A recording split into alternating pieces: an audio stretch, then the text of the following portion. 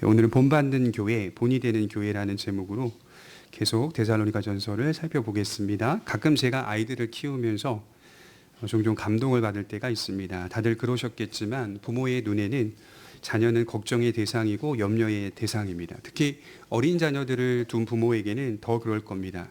그런데 종종 생각지도 못하게 어른스러운 행동과 말을 할 때가 있습니다. 그럴 때면 제가 생각하기로는 보기보다 잘 자라주고 있구나 하는 그런 생각과 안심이 듭니다. 저의 걱정과 염려의 크기보다 훨씬 더 잘 자라주고 있다라는 생각을 해보게 되는 것이죠. 신체만 자라는 게 아니라 생각과 정신도 커가고 있다는 사실에 하나님 앞에 감사하게 됩니다. 여러분, 예수님의 어린 시절에 대한 말씀이 하나 나오는데 누가복음 2장 52절에 예수는 그 지혜와 키가 자라가며 하나님과 사람에게 더 사랑스러워 가시더라. 그러니까 예수님 역시 어린 시절을 겪었습니다. 그 어린 시절을 겪으면서 하나님 안에서 잘 자라고 있었다는 사실을 보여주며 우리 자녀들도 주님 안에서 잘 자라고 있으니 우리 염려와 걱정, 근심의 크기를 좀 줄이고 하나님께 내어 맡기며 아이를 양육하는 것이 중요하다라는 생각을 좀 해보게 됩니다. 바울에게 데살로니가 교회는 어떤 교회였을까요? 이처럼 늘 걱정이 되는 어린아이와 같은 교회였습니다. 늘 염려의 대상이었고 걱정의 대상이었습니다. 그럴 만도 한 것이 바울은 이곳에 약 한 달 정도만 머물러 있었다고 합니다. 큰 핍박으로 인해서 계속 있을 수가 없었던 것이겠죠. 그리고 이 교회는 데살로니가 인으로 구성된 교회입니다. 그래서 1절을 지나왔듯이 거기 보면 데살로니가 인의 교회에 편지하노라. 그러니까 전부 다 헬라인으로 구성된 교회였다라고 하는 사실 때문에 염려와 걱정이 더 됐던 것 같아요. 흩어진 유대인 공동체가 개종하여 세운 교회가 아니라 거의 이방인들로만 구성된 교회 공동체였습니다. 심지어 바울이 이곳을 떠날 때 큰 환란이 있었고 그 환란은 계속되고 있다는 소식이 들었기 때문에 그 바울은 타 지역에서 복음을 전파하면서 늘 염려와 근심을 하고 있었던 것으로 보입니다. 혹시나 이 환란으로 인하여 교회가 소멸되고 신앙을 떠나지 않을까 하는 생각을 할 수밖에 없었던 것입니다. 그런데 놀라운 반전이 일어나죠. 작은 어린아이라고 생각했던 데살로니가 교회가 매우 견고하게 서 있다는 소식이 들렸습니다. 바울이 고린도에 이르러 사역을 할 때쯤 실라와 디모데가 마게도냐에서 돌아와 바울에게 데살로니가 교회의 소식을 전해줍니다. 먼저는 환란이 그곳에 계속되고 있다는 사실을 알려줍니다. 바울 사도님, 당신이 떠난 후에도 그리스도의 교회를 향한 큰 박해를 이들이 멈추지 않고 있습니다 라고 하는 소식을 전해줬겠죠. 그런데 교회는 이 환란을 넉넉히 감당하고 있습니다. 너무나 놀라실 것 같아요. 도리어 환란이 신자들을 더 믿음으로 세워주고 있다라는 그 소식을 들었을 때 바울은 굉장히 큰 기쁨을 얻었을 것입니다. 데살로니가 교회의 소식은 어린 자녀가 부모에게 안심과 큰 기쁨을 주는 놀라운 소식과 같았던 것이죠. 인간적인 예상을 뒤엎는 반전의 소식이었습니다. 성도들은 큰 핍박과 환란 앞에서 누구도 예수님을 부인하지 않았으며 더 견고하게 세워지고 있었습니다. 저는 이런 생각을 해요. 이게 바로 하나님께서 죄인의 마음속에 복음을 심으시고 믿음을 통하여 이루어내시는 놀라운 결과라고 확신합니다. 그러니까 복음이라고 하는 것이 좋은 밭에 뿌려지게 되면 환경과 상황에 상관없이 30배, 60배, 100배의 결실을 맺게 되는 겁니다. 그래서 오늘 살피는 내용은 바로 이 사실을 자세히 말해주고 있는 본문이라고 볼 수가 있습니다. 먼저 바울의 감사에 대해서 좀 생각을 해봅니다. 2절에 보시면 이렇게 시작하죠. 우리가 너희 모두로 말미암아 항상 하나님께 감사하며 기도할 때에 너희를 기억함은, 여러분, 바울은 지금 그들로 말미암아 항상 하나님께 감사하며 기도하고 있다라는 사실을 밝히고 있죠. 여기서 우리는 바울의 감사가 육체적인 감사가 아니라 본질적인 감사, 영적 감사라는 사실에 주목해 볼 필요가 있습니다. 여러분, 골로새서 1장 3절에 보면 이런 말씀이 기록되어 있어요. 여기서도 똑같이 골로새 교인들을 향하여 편지를 열면서요 감사하고 있는데, 우리가 너희를 위하여 기도할 때마다 하나님 곧 우리 주 예수 그리스도의 아버지께 감사하노라. 이는 그리스도 예수 안에 너희의 믿음과 모든 성도에 대한 사랑을 들었으며 너희를 위하여 하늘에 쌓아둔 소망으로 말미암음이니 곧 너희가 전에 복음 진리의 말씀을 들은 것이라. 여기서도 바울의 감사는 먼저 본질적인 감사로 시작하고 있습니다. 그러니까 성도의 감사의 수준이 그 내용이 어떠해야 하는지를 말해주고 있는 본문인 것이겠죠. 우리가 하나님께 드리는 감사를 들여다보면 보통 여러분들과 저는 어떻게 감사합니까? 많은 경우에 우리 생활의 어려움들이 해소될 때 하나님께 감사합니다. 특별히 물질적인 필요가 채워질 때, 또는 진로의 문이 열릴 때, 또는 개인적인 소원이 이루어질 때 주로 하나님께 감사합니다. 거의 대부분이 그 정도의 감사에서 머물러 있는 경우가 허다합니다. 물론 우리가 하나님께 간구하는 현재의 문제들을 해결받고 응답받는 것도 충분히 감사할 수 있는 주제이고 내용이지만, 이러한 감사는 성도가 하나님께 드리는 부분적인 감사이지 본질적인 감사는 될 수 없습니다. 되게 하나님을 향한 우리의 간구는 어려운 일을 만났을 때 그 문제가 해결이 되거나 그 일들을 피해갈 수 있도록 지켜달라고 하는 감사에서 머물러 있습니다. 그러나 바울이 교회들에게 편지를 시작하면서 드리는 감사는 언제나 복음적인 감사였다는 것이죠. 빌립보서에서도 로마서에서도 감사로 시작을 하는데 우리가 다 그리스도 안에 있다는 사실에 감사하고 있다는 것이죠. 그래서 본문 4절에 보면 이렇게 또 말하고 있어요. 하나님의 사랑하심을 받은 형제들아 너희를 택하심을 아노라. 우리의 교회가 하나님의 사랑을 받고 있고 그 사랑은 하나님의 택하심에서 비롯된다는 사실 앞에 먼저는 감사하고 있는 겁니다. 그러니까 신자의 감사, 본질적인 감사. 우리가 하나님의 택함을 입고 택함 입은 신자를 향하여 하나님이 끊임없이 사랑하고 있다. 조금 더 쉽게 말하면 우리의 감사는 그리스도께서 우리를 대신하여 죽으시고 부활하사 우리에게 베푸신 무한한 생명에 대한 감사로 시작하고 있다는 것이겠죠. 얼마 전에 총격으로 인해서 사망한 찰리 커크라고 하는 미국의 젊은 정치가가 있습니다. 이분을 보니까요, 이게 그 진보 쪽 진영이든 보수 쪽 진영이든 다 칭찬하는 부분이 있더라고요. 이게 뭐냐면 비폭력을 중심으로 이렇게 말씀들을 하시더라고요. 비폭력을 중심으로 수많은 대학을 순회하며 건전한 미국을 만들기 위해서 애썼던 인물이라고 합니다. 영향력이 컸던 것 같아요. 누군지는 모르겠는데요. 국가가 조기 개항을 명령할 정도이니 분명히 영향력이 컸던 인물로 보입니다. 그의 추모식에 그를 신앙으로 지도했던 한 목회자가 나와서 이런 말을 하는 것을 제가 받아 적었습니다. 한번 들어보세요. 이렇게 말합니다. 그는 지금 찰리 커크를 말하겠죠. 그는 지금 천국에 있습니다. 그가 천국에 있는 건 그가 훌륭한 남편이자 아버지였기 때문이 아닙니다. 수백만의 학생들을 대학 캠퍼스의 어둠에서 구했기 때문도 아닙니다. 사람들의 생각을 바꾸고 나라를 구하려고 했기 때문도 아닙니다. 자신의 구주 예수님을 위해 자신을 희생했기 때문도 아닙니다. 찰리가 천국에 있는 유일한 이유는 찰리의 구주 예수님이 그를 위해 희생하셨기 때문입니다. 굉장히 크게 감동을 받았어요. 한 사람의 추모식에 나와 그 사람을 추모하는 말을 하는 게 아니라 그를 위하여 목숨을 던지신 예수 그리스도의 사랑을 증거하고 있습니다. 그가 천국에 있는 유일한 이유는 그를 위해 예수께서 당신의 목숨을 내어 주셨기 때문입니다. 한 사람을 추모하는 집회에서 이 목회자는 바른 복음을 전한 겁니다. 위대한 일을 해서가 아니라 그가 은혜의 복음을 받아들였기 때문이라는 것입니다. 이것이 성도가 감사할 수 있는, 또 먼저 감사할 수 있는 본질적인 주제입니다. 바울의 전체 서신이 모두 이런 감사로 시작한다는 것이 매우 흥미롭습니다. 복음적 감사, 영적 감사입니다. 본질적인 감사입니다. 이미 그리스도 안의 선자들은 감사할 수 있습니다. 그 은혜 안에서 생명을 누리고 있다는 사실 앞에 감사할 수 있습니다. 그래서 우리가 삶을 살아가면서 수없이 반복하며 감사하는 것이 결국에는 뭐냐라고 묻는다면 우리를 택하사 우리에게 구속의 은혜를 베푸신 십자가의 사랑 앞에 삶의 모든 문제들, 걱정들, 근심들을 내려놓을 수 있는 겁니다. 그 사랑에서 그 어떤 것도 끊을 수 없다는 사실 앞에 비록 지금 내 형편이 어렵고 처량해 보여도, 또는 죄의 길에서 넘어졌다 하더라도 하나님의 자녀된 신분을 그리스도 안에서 믿음으로 보고 있기 때문에 감사할 수 있게 되는 것이죠. 본래 죽어야 할 사람이 더 풍성한 생명을 얻었다고 한번 생각해 보십시오. 우리가 육체가 큰 중한 병에 걸려서 원래는 죽어야 했는데 정말 놀라운 하나님의 치료하심으로 회복되었다고 생각해 보십시오. 그 사람에게는 오늘 일이 잘 풀리고 안 풀리고의 문제는 그렇게 크게 다가오지 않는다고 합니다. 왜냐하면 생명을 얻었기 때문인 것이죠. 그러니까 우리가 주로 하는 근심과 걱정들이 대부분 일상적인 것들인 거거든요. 더 큰 생명으로 투영하여 바라보게 되면 큰 일이 아닌데, 근데 우리는 늘 언제나 그것을 크게 생각하면서 거기에 매여 있죠. 그리고 우리의 생각도 떨쳐내려고 해보아도 떨쳐내지 못하는 정말 이상한 형태의 우리의 자아를 발견하게 되는 것이죠. 정말 큰 생명을 얻었을 때 내가 근심하고 있는 일상의 작은 문제들은 큰 문제로 보이지 않았다는 말입니다.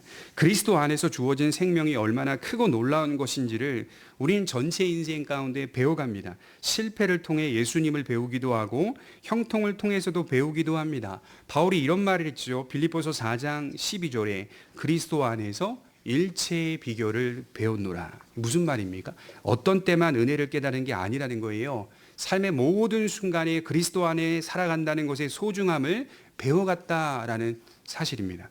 우리 모든 삶은 결국 그리스도를 향한 믿음으로 집약되어 있기 때문에 우리는 본질적인 감사를 드릴 수밖에 없는 겁니다. 그래서 바울의 감사는 이처럼 복음적인 감사였습니다. 신자들이 복음 안에 서 있고 복음을 따르고 있다는 사실을 들을 때 가장 감사할 수 있는 겁니다.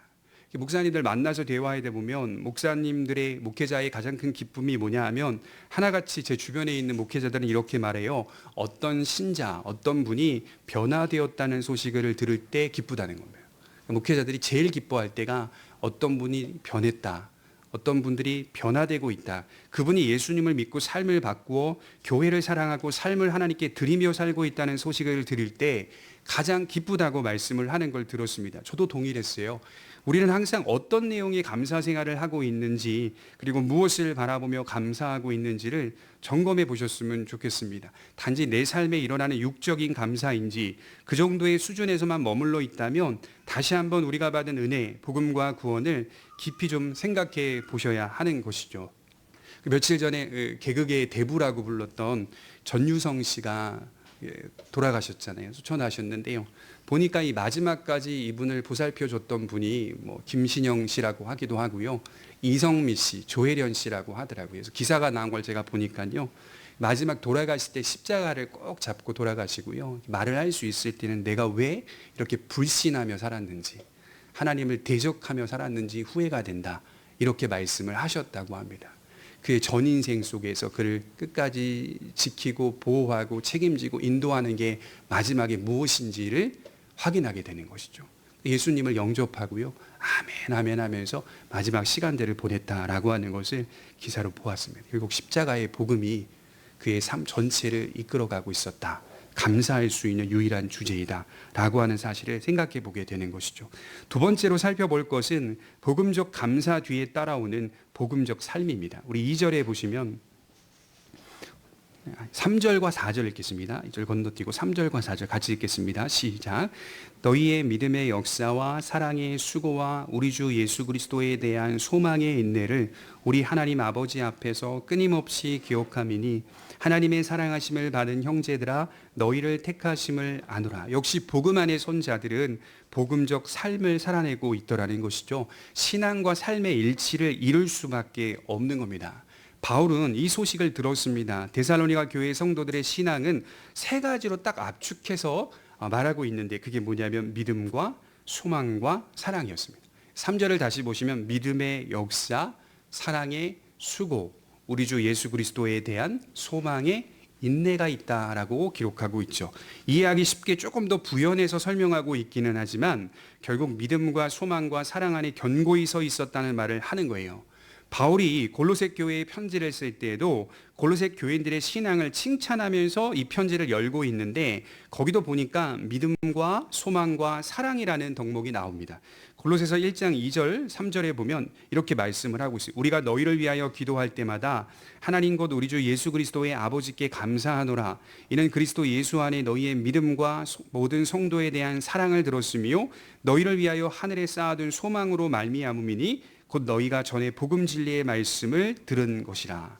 골로새서 1장 3절에서 5절에도 이렇게 믿음과 소망과 사랑이 골로새 교인들에게 가득해 있었다. 이렇게 말씀을 하고 있는 것이죠. 여러분 우리가 잘 아는 본문 가운데 고린도전서 13장 13절에 보면 그런즉 믿음, 소망, 사랑 이 세 가지는 항상 있을 것인데 이렇게 말씀을 하고 있죠. 그래서요 바울이 쓴 13권의 편지를 자세히 연구해 보면 결국 바울이 제일 많이 강조하고 싶었던 건 뭐냐? 믿음과 소망과 사랑이라고 생각이 듭니다.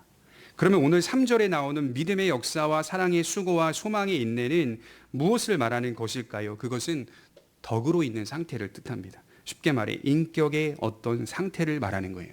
단순한 종교의 교체가 아니라 자기 삶의 근본적인 전환이 일어난 것을 말하는 겁니다. 복음이 데살로니가 교회 신자들을 변화시키고 있는데 믿음을 토대로 바람직한 인격이 되고 있더라라고 말씀을 하는 겁니다. 그러니 우리가 조심해야 할 것은 기적이나 표적을 말하는 게 아니라는 것이죠. 여러분 진짜 표적이 뭔지 아세요? 진짜 기적은 사람 변하는 게 기적이라고 하더라고요. 진짜 사람 변하는 게 제일 큰 표적이고요. 제일 큰 기적이라고 저는 확신합니다. 큰 환난 속에 있던 데살로니가 교회 신자들은 그 환난을 통과하며 기쁨의 근원이신 예수님을 본받는 자가 되고 있었습니다. 그러니까 역설적으로 큰 환난이 도구가 되어서 그들의 인격을 그리스도의 성품으로 세워가고 있었다는 뜻입니다. 6절에 보시면 또 너희는 많은 환난 가운데서 성령의 기쁨으로 말씀을 받아 우리와 주를 본받은 자가 되었으니 사도들과 주님을 본받는 자가 되었다. 지극히 인격적인 신앙을 의미하는 대목입니다. 그렇다면 먼저 믿음의 역사는 무엇일까요? 직역을 해보니까요. 믿음의 행위라는 뜻입니다. 믿음의 일이라는 뜻입니다. 지난주에 제가 말씀을 드렸듯이 그때 데살로니가 교인들이 살았던 형세는 그들이 이교를 버리고 기독교로 개종한다는 것이 용이하고 쉬운 시대가 아니었습니다. 저희는 지금 경험이 없어서 잘 모르겠지만 우리나라도 기독교를 믿는 것이 어려웠던 시절이 분명히 있었습니다. 물론 지금도 보이지 않게 예수님 믿는다는 것 때문에 그런 분위기와 압박을 당하는 신자들이 있다는 것을 제가 청년들에게 종종 듣곤 합니다.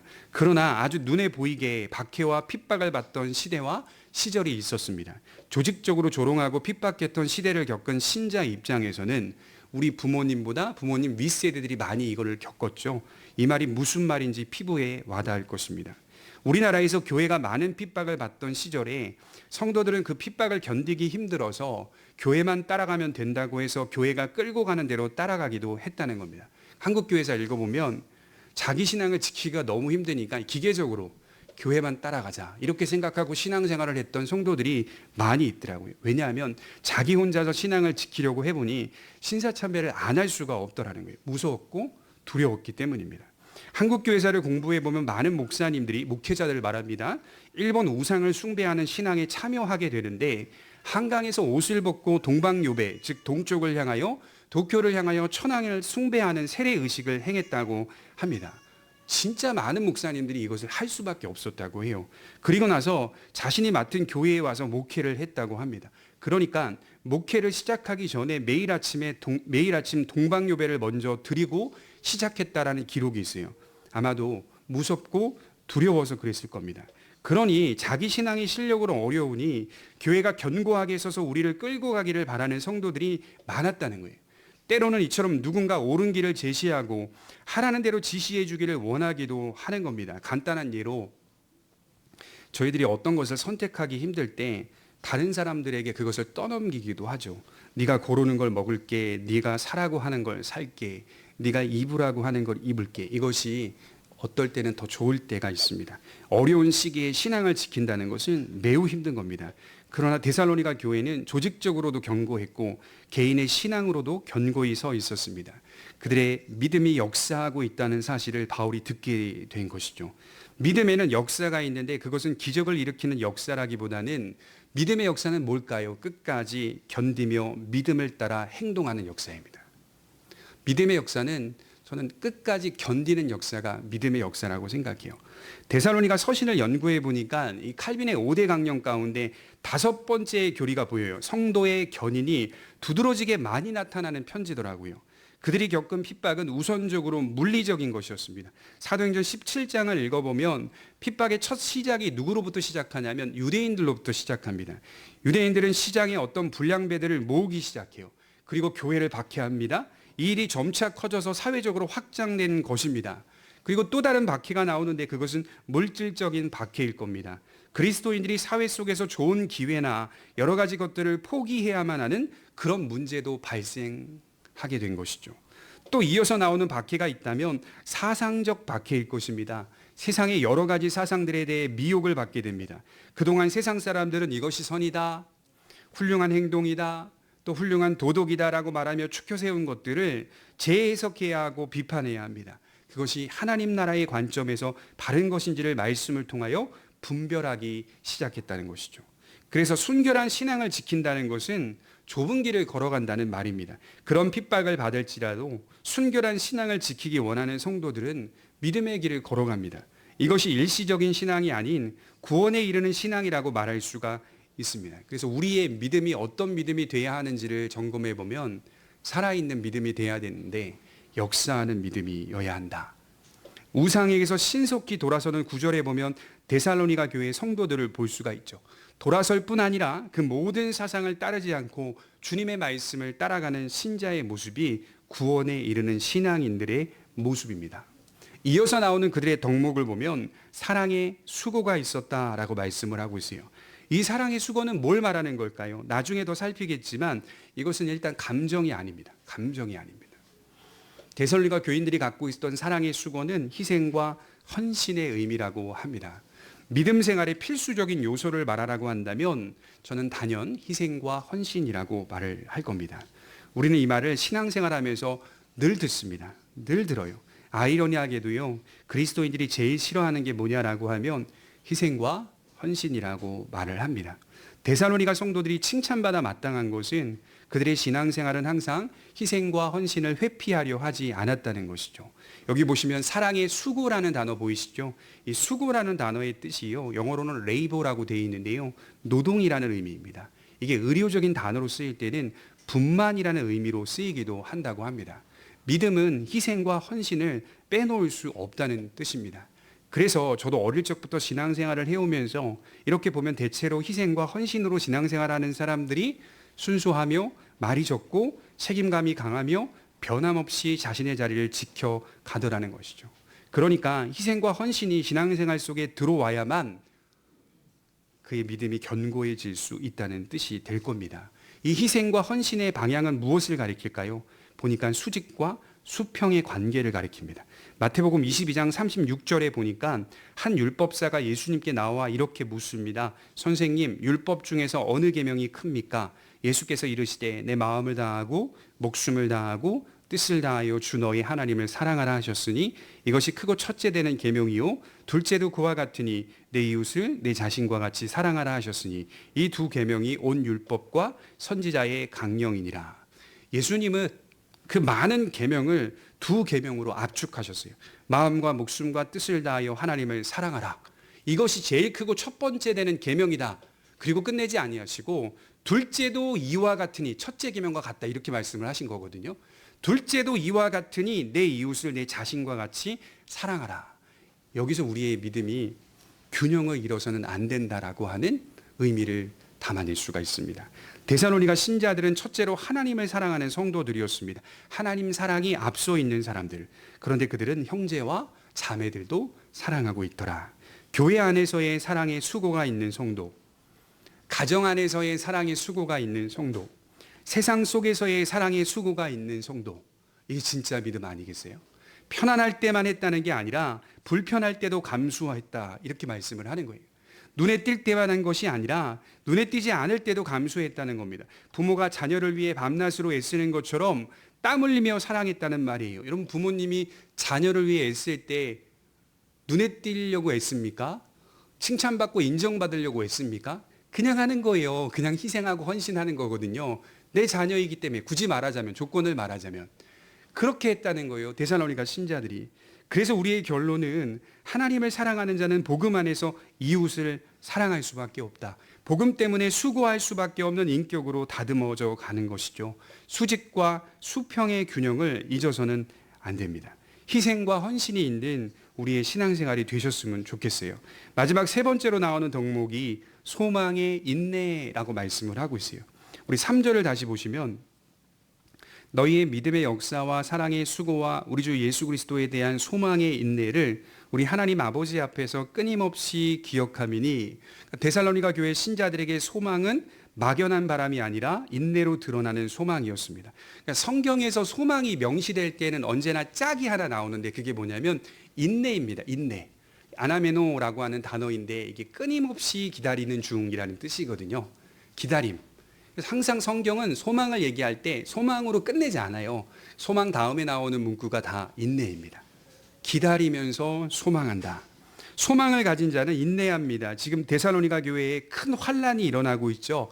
그러나 그들은 소망 가운데 인내했다라고 말씀합니다. 그러니까 소망이라고 하는 것이 오늘 고난을 견디게 하는 힘으로 작용하고 있었다는 것이죠. 그렇다면 이 신자들이 붙잡는 소망의 내용은 무엇일까요? 오늘 본문이 정확하게 말해주고 있죠. 예수 그리스도의 강림. 그들이 기다리는 건 예수님의 재림. 사실 이 소망은 신자들만의 소망은 아닌 것 같아요. 성경을 연구해 보니까 성경에서 예수님의 강림은 인류의 소망입니다. 그리고 피조 만물의 소망으로 기록되어 있습니다. 왜냐하면 주님이 다시 오시는 날 완전한 구원과 동시에 피조 만물의 완전한 회복이 있을 것이기 때문입니다. 그래서 요한계시를 읽어보면 새 하늘과 새 땅 또는 신천, 신지, 그것이 예수님의 강림 때에 일어나는 일이라고 성경은 말씀을 하고 있는 것이죠. 이런 소망을 갖고 인내하는 신자를 하나님께서 기뻐하신다는 것이죠. 제가 오늘 말씀 준비하면서요, 딱 이 부분에 예수 그리스도의 강림에 대한 부분에 있어서 두 가지 오류를 발견했어요. 신자들이 한쪽으로 치우치게 되면 겪게 되는 두 가지 오류가 있겠죠. 첫 번째 오류가 뭐냐면 현재 하나님을 섬기는 것만 지나치게 많이 강조하면서 미래의 그리스도의 영광스러운 강림을 기대하지 않는 것. 그러니까 교회 성도들을 가르치는데 목회자가 오늘 현실에 하나님께 충성하십시오. 현재에 최선을 다하십시오. 현재에 온 힘을 다 쏟아부으십시오. 라고 말하면서 어느덧 성도들의 인식 속에 다시 오실 예수 그리스도의 강림을 지워버리는 거예요. 현재의 삶만 충실히 살라고 가르치는 가르침. 이게 오류입니다. 또 하나의 오류는 뭐냐면 반대로 미래의 강림만 지나치게 강조하면서 현재의 우리의 삶에 에너지를 쏟지 않게 만드는 가르침.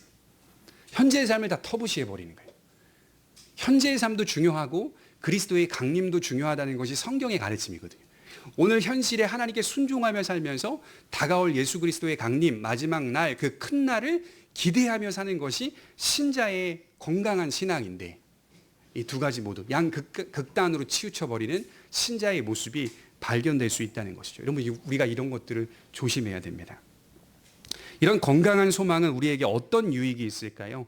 우선 하나님께서 기뻐하신다는 것을 마음속으로 느끼게 됩니다.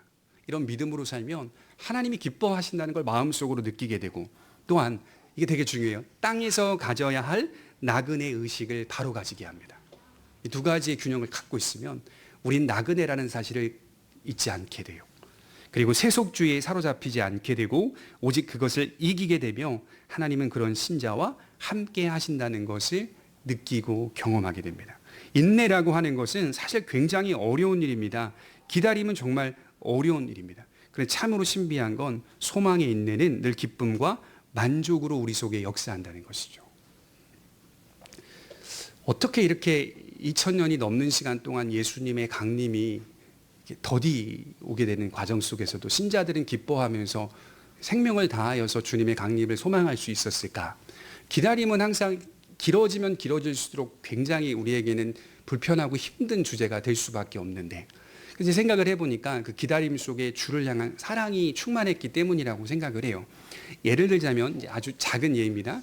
우리가 이제 결혼하기 전에 연애할 때 보면요, 사랑하는 아내를 기다릴 때 이제 약속들을 잡고 기다리잖아요. 그 기다림이 1시간이 됐든 2시간이 됐든 그렇게 지루하게 느껴지지 않는 이유는 사랑하기 때문이죠. 이게 소망입니다. 소망. 아내가 올 것이다. 분명히 만날 것이다. 그 공간은 어느덧 아내와 내가 만나는 공간이 됨과 동시에 공간도 사랑으로 물들어져 있습니다.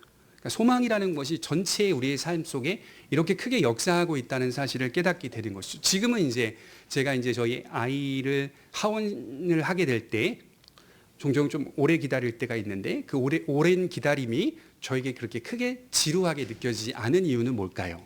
사랑하는 자녀를 만나게 되니까. 그러니까 소망이라고 하는 것이 살아서 우리 안에서 기쁨과 만족을 줄 수밖에 없는 것이죠. 시편 107편 9절에 보면 저가 사모하는 영혼을 만족해 하시며 줄인 영혼에게 좋은 것으로 채워 주심이로다. 사모하는 영혼에게는 뭐가 있어요?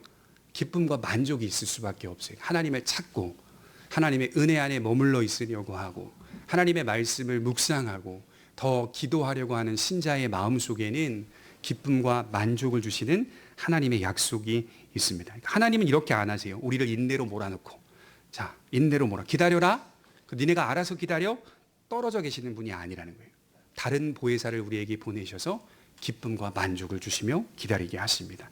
그 인내하는 신자 속에 함께 하셔서 영혼을 사랑으로 물들게 하십니다. 그래서 소망의 인내라고 하는 거예요. 원문의 이 소망이라는 단어를 보니까요, 엘피스라는 단어인데 기쁨을 포함하고 있는 뜻입니다. 기쁨을 포함하고 있는 뜻. 그래서 저 역시도 주님의 재림을 생각할 때에는 왠지 모를 평안함이 있습니다. 여러분, 몸이 불편하신 분들은 보통 예수 그리스도의 강림을 많이 갈급해 한다고 합니다.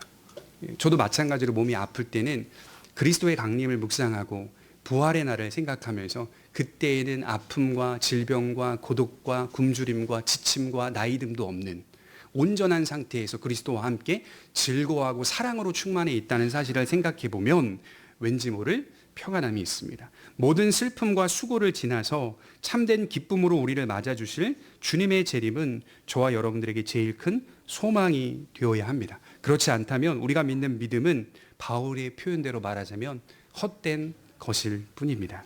우리 10절에 보시면 이렇게 말하고 있어요. 10절입니다.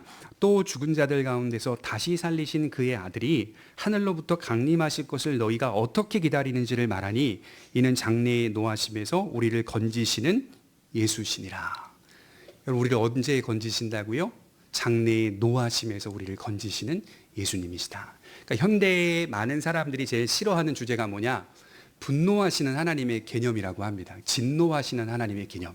그러니까 하나님은 마치 마음씨 좋은 아저씨처럼 현대의 많은 사람들의 마음속에 자리를 잡고 있다. 근데 그렇지 않거든요. 하나님은 사랑이시라라고 한, 사랑과 동시에 하나님은 공의입니다. 공의. 정의로우신 분이다. 하나님이 마지막 예수님의 강림 때에는 어떤 일이 벌어지냐? 진노하시는 일, 노하심, 분노하심 속에서 심판하신다라고 말씀합니다. 그래서 진노가 뭔가 이렇게 살펴보니까 이 진노는 우리가 하는 분노의 표출이 아닙니다.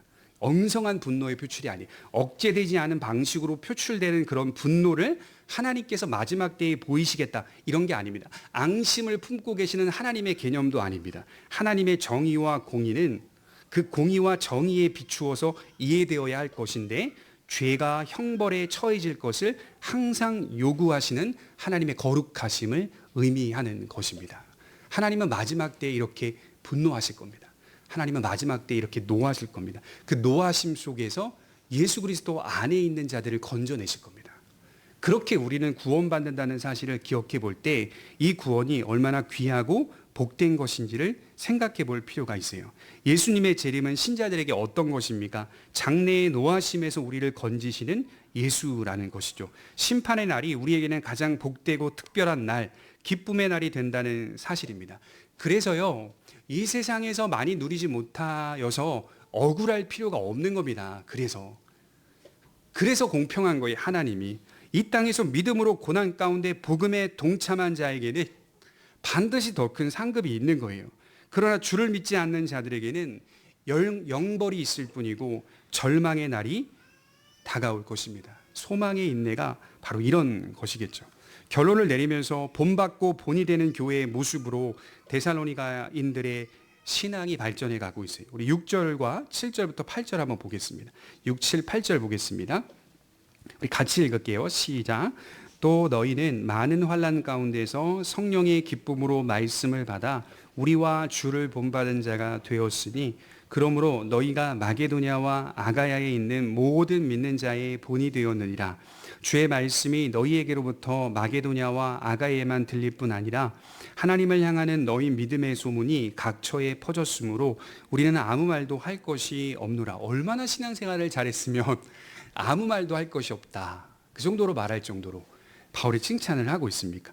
그들의 신앙이 주님과 사도들을 본받고 있는 것으로 시작되었습니다. 사도들이 전하는 그 말씀을 성령의 기쁨으로 받았다라고 하고 있어요. 그 말씀 받아서 그 말씀대로 준행하는 것이 본받는 것입니다. 그런데 재밌는 건 본받다 보니까 자연스럽게 본이 되더라. 본받다 보면 자연스럽게 누군가에게 본이 되더라. 사실 사도들을 제외하고는 초대교회 성도들도 거의 대부분 예수님을 직접 본 적이 없습니다. 전혀 예수님을 본 적도 없고 만난 적도 없습니다. 그런데 이방 지역에 세워진 교회와 신자들이 두드러지게 나타나는 특징이 있는데 주님을 향하여 사랑을 너무 뜨겁게 해요. 그러니까 예루살렘 교회보다 헬라 지역에 세워진 교회의 성도들이 훨씬 더 뜨겁게 순수하게 주님을 사랑하는 모습을 많이 발견할 수 있다는 말이죠. 그래서 베드로 사도는 1장 8절에 이렇게 말해요. 예수를 너희가 보지 못하였으나 사랑하는도다. 이제도 보지 못하나 믿고 말할 수 없는 영광스러운 즐거움으로 기뻐하니 믿음의 결국은 곧 영혼의 구원을 받음이라. 베드로전서 1장 8절에 그렇게 말하고 있어요. 보지 못하였는데 이제도 사랑하고 있구나. 믿음의 결국은 영혼의 구원이다. 저는 이들이 주님을 사랑할 수 있었던 근거가 뭘까 고민해 보니까요. 답이 나와요. 오직 성령의 기쁨으로 받은 하나님의 말씀 때문입니다. 주님을 본 것처럼 믿었던 것은 오직 성령의 기쁨으로 받은 하나님의 말씀 때문이에요. 말씀이 주님을 보게 한 겁니다. 이들은 환난 가운데 말씀을 2장 13절 한번 볼까요? 2장 13절에 그들이 어떻게 그 말씀을 대하고 있는지 이렇게 말하고 있어요. 이러므로 우리가 하나님께 끊임없이 감사함은 너희가 우리에게 들은 바 하나님의 말씀을 받을 때에 사람의 말로 받지 아니하고 하나님의 말씀으로 받음이니 진실로 그러하도다. 이 말씀이 또한 너희 믿는 자 가운데서 역사하느니라. 환난 가운데 말씀을 받는데 사람의 말로 받지 아니하고 하나님의 말씀으로 받았다는 것이 비결입니다. 여기서 살아있는 믿음이 나올 수밖에 없는 거예요. 본받고 본이 되는 교회가 되는 겁니다. 여러분 지도에 보니까요. 이 마게도냐와 아가의 모든 교회의 각처에 선한 소문이 퍼졌다 이렇게 말씀을 하고 있거든요. 지도상으로 보면 마게도냐가 북쪽이거든요. 아가야는 남쪽이거든요. 근데 지도가 굉장히 넓어요. 굉장히 넓어요. 몇 개의 국가가 들어갈 정도로 그 영토를 보게 되면 굉장히 넓은 영토까지 데살로니가 교회의 성도들의 신앙이 퍼져 있다. 무슨 말을 하죠? 우리 한 사람, 우리 한 교회가 바로 서면 믿음의 역사가 여기서 끝나지 않습니다. 여러분 한 신앙만 견고히 세워진 것으로 끝나지 않고 우리 한 사람들이 신앙 안에 견고히 서면 여기서 끝나지 않습니다. 향기가 퍼지듯이 반드시 퍼져나갑니다. 교회에 안 좋은 소문을 우리가 주로 많이 듣잖아요. 그게 아니라 좋은 소문이 들립니다. 다른 성도들의 안일한 신앙을 깨웁니다. 일으킵니다. 이게 신앙의 역사입니다. 믿음의 역사이고 사랑의 수고이고 소망의 인내입니다. 우리 고백교회가 이런 교회와 성도들이 되시기를 주님의 이름으로 축원합니다. 기도하겠습니다.